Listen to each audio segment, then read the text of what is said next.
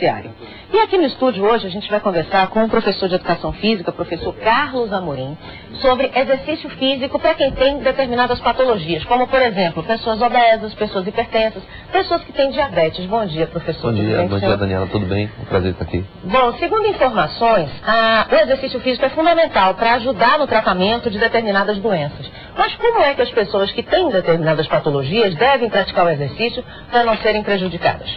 É importante, inicialmente, uma boa avaliação, tá? Tanto uma avaliação clínica, feita inicialmente por um médico, como uma avaliação física, feita por um profissional de educação física posteriormente. Então, uma vez equilibrado clinicamente, estável, é importante que se procure profissionais competentes que atendam pessoas portadoras de patologias para iniciar uma prescrição adequada, no caso, para a patologia que ela tem, caso seja obeso, diabético ou hipertenso. É importante que faça exercícios de acordo com a condição física da pessoa.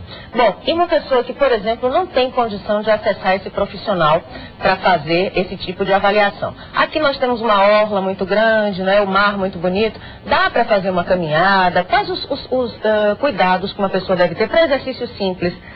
Perfeito. Existe hoje na cidade alguns pontos de orientação sobre atividade física, isso é uma coisa importante. Através da Secretaria de Esporte do município de Salvador foram instalados alguns pontos onde você pode recorrer a algum tipo de orientação.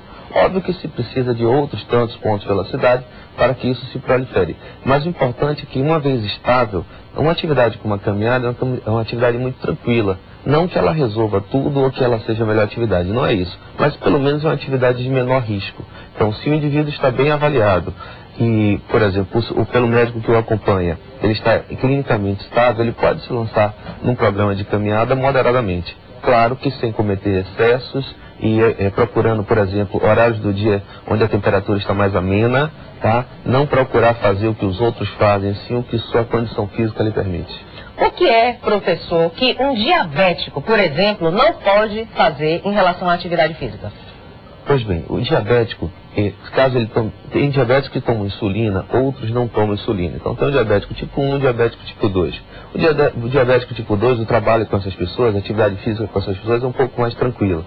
Se o indivíduo toma insulina, ele tem que, por exemplo, regular a atividade de acordo com o horário que ele toma insulina, trabalhar a musculatura, evita-se trabalhar a musculatura onde foi injetada a insulina, né, porque ela pode acelerar a assimilação da insulina. Então tem que ter alguns cuidados com a administração da insulina. Para os que não tomam insulina, é um pouco mais tranquilo e um pouco mais fácil.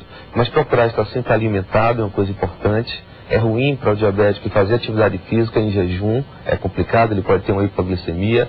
Enfim, então eu acho que cuidar da alimentação e da intensidade do esforço que vai ser feito é tranquilo para o diabético o exercício. Nós estamos conversando com o professor de Educação Física Carlos Amorim a respeito de exercício físico para pessoas que têm problemas como diabetes, hipertensão e obesidade. Uma pessoa que está muito acima do peso, não é um gordinho, mas uma pessoa considerada obesa, como é que faz para fazer o exercício? Porque deve ser um esforço danado, né? Pois a depender do nível de obesidade que você tem, o exercício passa a ser uma tarefa muito difícil, é um sacrifício corporal muito grande em determinadas situações, quando o indivíduo é muito obeso. O ideal é que se houvesse um programa de prevenção e que as pessoas não atingissem um nível tão alto de obesidade. Mas uma vez que atingiram, é possível fazer atividades na água, né, atividades em piscina, é possível atividades de caminhada.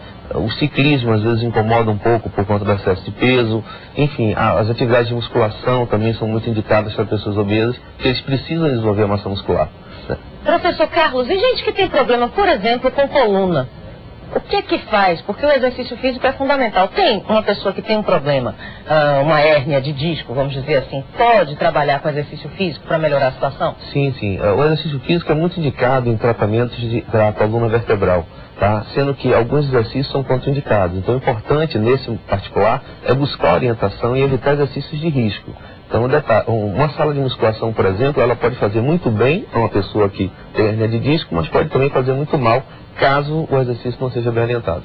Professor, e em relação ao exercício, a partir de quando a pessoa pode começar a fazer exercício físico? Adolescente, criança, a partir de que idade é que a pessoa deve começar o exercício físico na vida? Perfeito. A ideia é que a atividade física comece na infância, né? Desde a escola, é importante que as crianças sejam incentivadas à prática de atividade física. E isso pode vir através das aulas de educação física.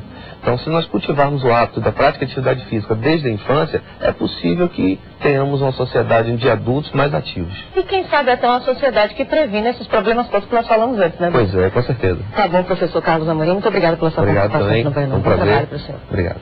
E no próximo bloco a gente continua falando sobre esportes com Glauber